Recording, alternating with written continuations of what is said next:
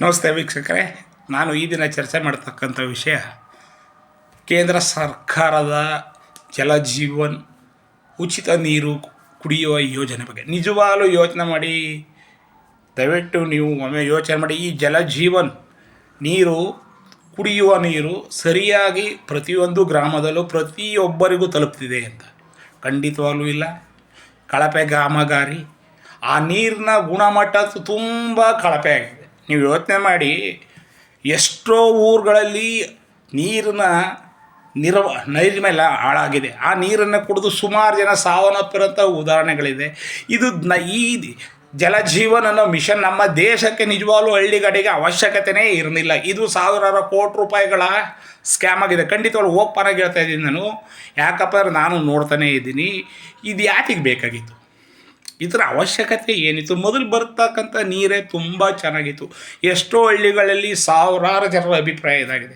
ಈ ಜಲಜೀವನ ನೀರನ್ನು ಕೊಟ್ಟು ಜನರ ಬದುಕಿನಲ್ಲಿ ವಿಷವನ್ನು ಚೆಲ್ತಿರೋ ಈ ಸರ್ಕಾರದ ಪ್ರತಿನಿಧಿಗಳಿಗೂ ಯಾರಿಗೂ ಗೊತ್ತಾಗ್ತಾ ಇಲ್ವೇ?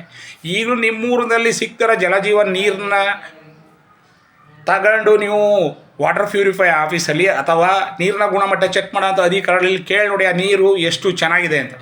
ದಯವಿಟ್ಟು ಅರ್ಥ ಮಾಡಿಕೊಳ್ಳಿ. ಸರ್ಕಾರ ಏನೇ ಯೋಜನೆಗಳನ್ನು ತಂದರೂ ನಾವು ಕೇಳದೇ ಇದ್ದರೆ ಅದು ಭ್ರಷ್ಟಾಚಾರ ಮಾಡ್ಕೊಳ್ಳಿಕ್ಕೆ ಅನುಕೂಲನಾಗುತ್ತೆ.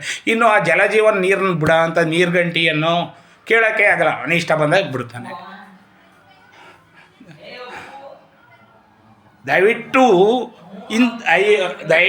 ಇಂಥ ಯೋಜನೆಗಳು ಬಂದಾಗ ನಾವು ಸಾರ್ವಜನಿಕರೆಲ್ಲ ಒಗ್ಗಟ್ಟಾಗಿ ಮಾತನಾಡೋಣ ಕೇಳಬೇಕು. ಇಲ್ಲದಿದ್ದರೆ ಏನಾಗುತ್ತೆ, ನಾವು ಕಟ್ತಾರೆ ಅಂತ ತೆರಿಗೆ ಹಣಗಳನ್ನು ಸರ್ಕಾರ ಬೇರೆ ಯಾವುದೋ ರೀತಿಯ ಯೋಜನೆಗಳನ್ನು ರೂಪಿಸಿ ನಾವು ಕಟ್ಟುವ ಟ್ಯಾಕ್ಸ್ನ ಹಣವನ್ನು ಪೋಲ್ ಮಾಡ್ತಿದ್ದಾರೆ. ಶ್ರೀಮಂತನಾಗೆ ಉಳ್ಕೊಂಡಾನೆ, ಬಡವನಾಗಿರ್ತಾರೆ. ನೋಡಿ, ಶ್ರೀಮಂತರಿಗೆ ಯಾವುದೇ ಕಾರಣಕ್ಕೂ ಆ ಜಲಜೀವನ ನೀರನ್ನಂತೂ ಕುಡಿಯೋಲ್ಲ. ಅವರು ಸಪ್ರೇಟಾಗಿ ಬೋರ್ ಕೊಡಿಸ್ಕೊತಾರೆ ಅಥವಾ AC ಫಿಲ್ಟರ್ ತಂದು ಇಟ್ಕೋತಾರೆ, ಏನೋ ಮಾಡ್ಕೋತಾರೆ.